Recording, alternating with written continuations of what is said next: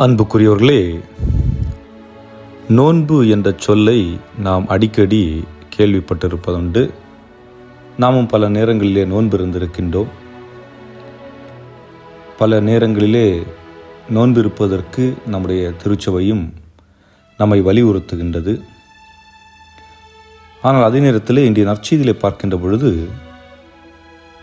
திருமுழுக்கு யோவானுடைய சீடர்களும் பரிசேயர்களும் இயேசுவிடம் கேட்கின்றார்கள், நாங்களெல்லாம் நோன்பு இருக்கின்ற பொழுது உம்முடைய சீடர்கள் ஏன் நோன்பு இருப்பதில்லை? இந்த நோன்பு இருக்க வேண்டும் என்ற ஒரு சொல் எதற்காக உருவாகி இருக்கின்றது? ஆனால் ஆண்டவர் இங்கு குறிப்பிடுவது, நீங்கள் நோன்பு இருப்பது மற்றவர்கள் உங்களை பார்ப்பதற்காக, மனிதர்களின் மனதை வெற்றி கொள்வதற்காக நீங்கள் நோன்பு இருக்கின்றீர்கள். அதை கடவுள் விரும்புவதில்லை. ஏனென்றால் ஆண்டவர் சொல்லுகின்றார், நீங்கள் அவ்வாறு நோன்பு இருக்கின்ற பொழுது முகம் வாட்டம் உள்ளவர்களாக இராதீர்கள், உங்களுடைய முகத்தை கழுவிக்கொள்ளுங்கள், நீங்கள் நோன்பு இருப்பது மற்றவர்களுக்கு தெரியக்கூடாது என்று சொல்லுகின்றார். அதே நேரத்திலே நீங்கள் நல்ல பண்புகளை முதலில் கடைபிடிக்க வேண்டும். நோன்பு இருப்பது மட்டுமே கடவுளுக்கு உகந்ததாக இருக்க முடியாது.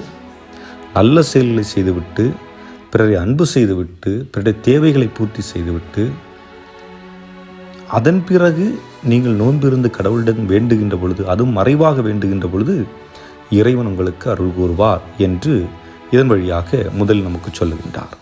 இரண்டாவதாக, பழைய ஆடையில் புதிய துணியை ஒட்டு போடுவது சரியில்லை என்றும், பழைய மது தோற்பைகளில் புதிய மதுவை ஊற்றக்கூடாது என்றும் நமக்கு கூறுகின்றார். காரணம் என்ன? ரெண்டும் கிளிசல்களை உருவாக்கும். ஆக ஆண்டவர் இங்கு சொல்லுவது என்னவென்றால், நான் உங்களுக்கு புதிய சிந்தனையை தருகின்றேன்.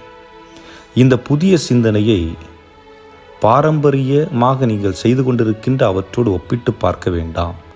அவற்றோடு நீங்கள் சேர்த்தீர்கள் என்றால் இரண்டும் சேர்ந்து கிழிந்துவிடும்.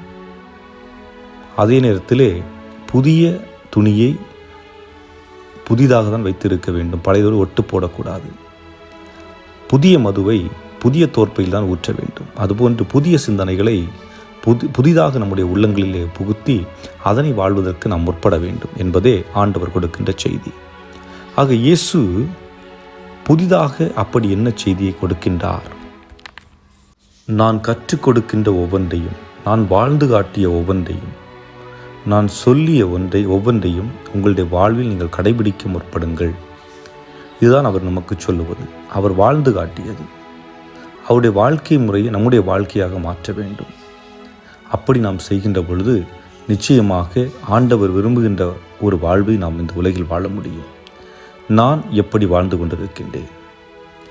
ஏனென்றால் பல நேரங்கள் எதற்காக நோன்பு இருக்கின்றேன்?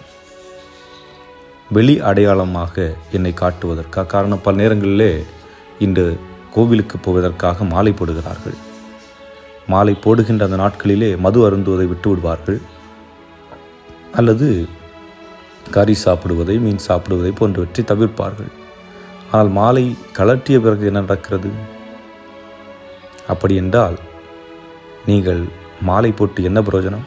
ஆகவே நாம் செய்ய வேண்டியது ஒன்றுதான், இறைவனை முழு மனதோடு ஏற்றுக்கொண்டு அவருடைய கட்டளைக்கு வாழ்ந்தாலே போதும். வெளி அடையாளங்கள் என்பது தேவையற்ற ஒன்று. அகத்தை தூய்மைப்படுத்துவோம். என்னுடைய உள்ளம் தூய்மையாக இருக்க வேண்டும். என்னுடைய உள்ளம் தூய்மையாக இருக்கின்ற பொழுது அனைத்தும் தூய்மை உள்ளதாக மாறும். நான் பார்க்கின்ற ஒவ்வொன்றும் எனக்கு பச்சை பசேல் என்று தெரியும்.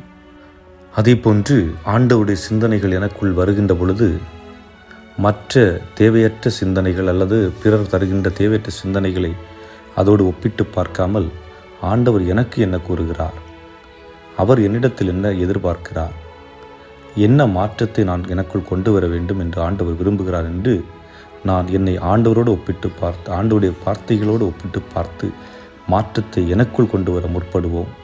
அப்பொழுது தெளிந்த நீராகவும் தூய்மை உள்ள மது திராட்சரசமாகவும் நான் ஆண்டவர் முன்பு இருப்பேன்.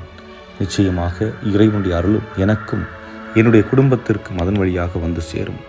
இறைவன் உங்களை நிறைவாக ஆசீர்வதிப்பாராக. ஆமென்.